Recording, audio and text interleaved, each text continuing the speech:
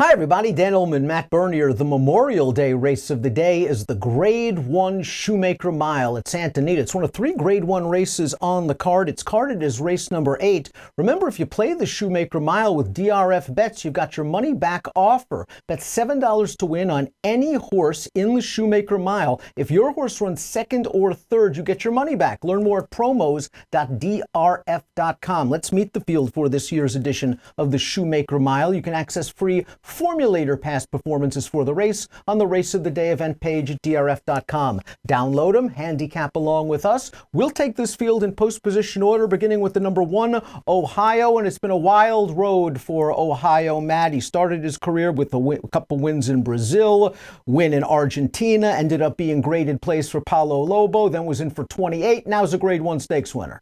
And naturally, it was when I got off. I just continued to ride this horse, saying, I think there's going to be a race for him somewhere. When he couldn't get it done in the Thunder Road, I said, you know what? I can't give him any more chances. Wouldn't you know it? He wins a Grade 1 in the Kill Row in his next start at 9-1.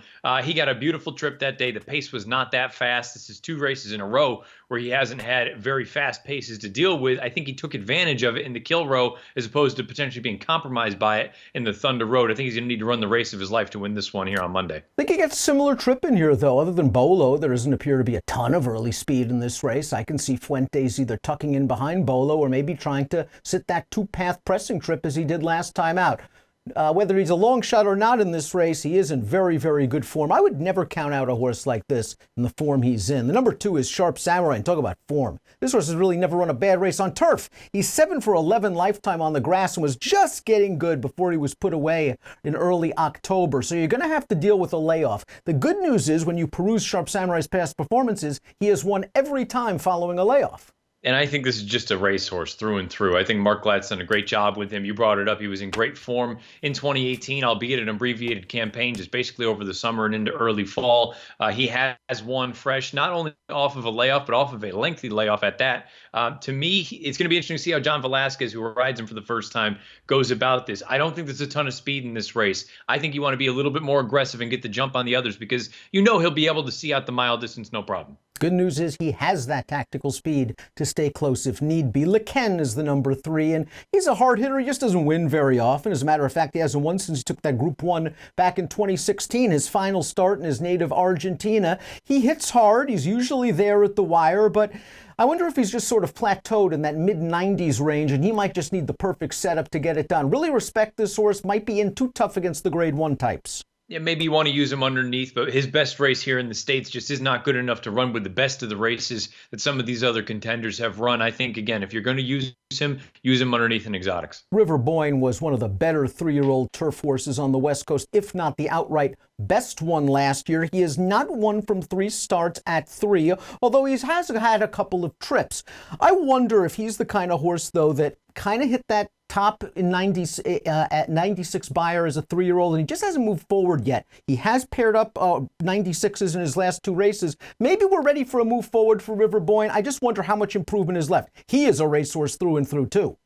Yeah, he shows up and runs. He gives you everything he's got. The problem is, I agree with what you're laying out 100%. I don't think he's gotten any better. I think he has finally hit his level. And look, he's a nice racehorse. He's going to win a ton of money and a ton of races for the connections. The Grade 1 level, I think, is too difficult for him. A 95 or a 96 Beyer, I don't think is fast enough to win this race. And I think that's where this horse lives. The great Chad Brown couldn't really get Catapult to reach his full potential. John Sadler certainly has turned him into a multiple graded stakes winner. You can argue he was best in the Breeders' Cup Mile. He made this big early wide move into contention, and he just flattened out a bit late. Same thing happened in the Pegasus World Cup, and that's the catch-22 with riding Catapult, isn't it? If he's in the clear, he is just going to pull your arms out of your sockets, and he's just going to take off. Drayden Van Dyke, the absolute right thing last time out in the Kill Row. He got him in and among horses, covered up, got him able to relax. He got out. Maybe he got out just a little bit too late, but he lost a very tough bob.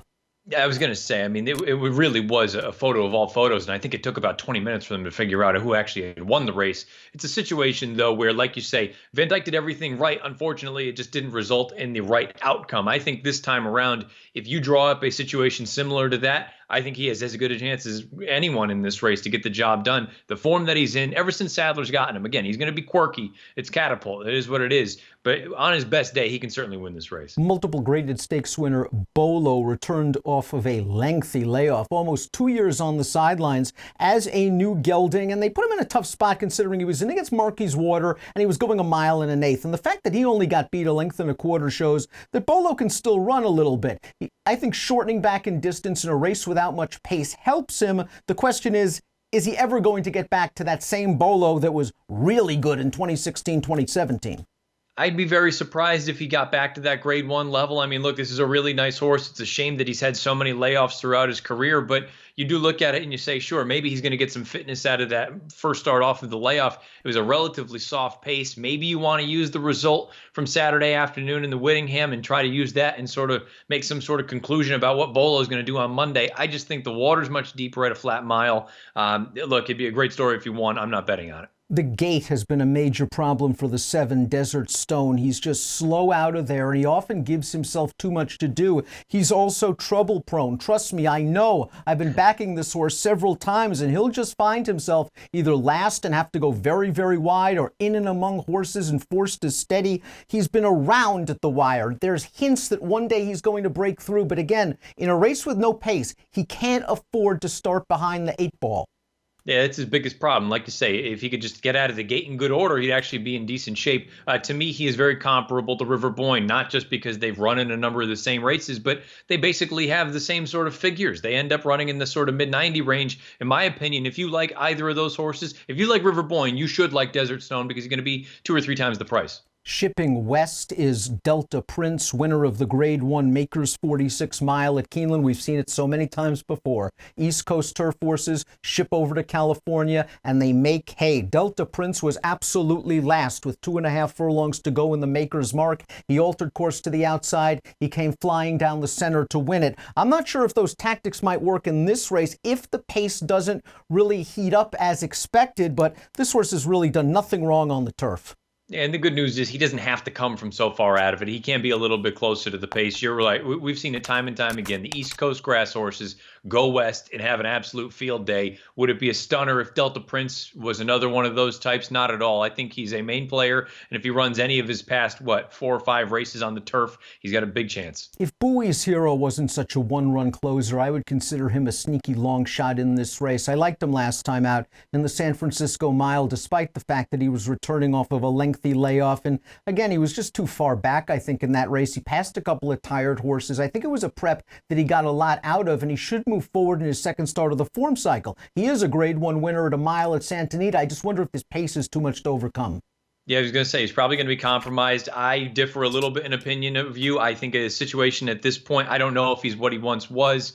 Look, maybe he can get a piece of this thing, but again, the running style is really going to put him behind the 8 ball. Let's take a look at our top picks for the Grade 1 Shoemaker Mile. You're going with Sharp Samurai. 3 triple-digit Beyer speed figures before the layoff. He's never lost off the layoff in his career, and he's got tactical speed.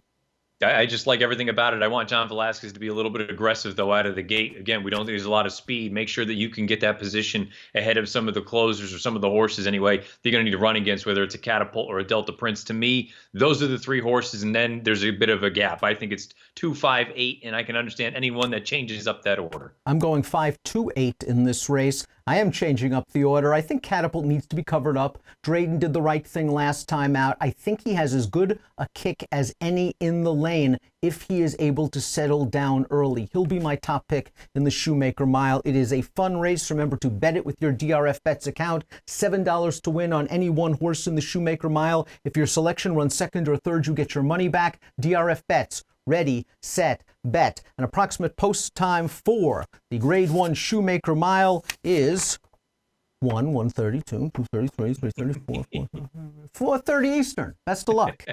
Pacific. Best of luck.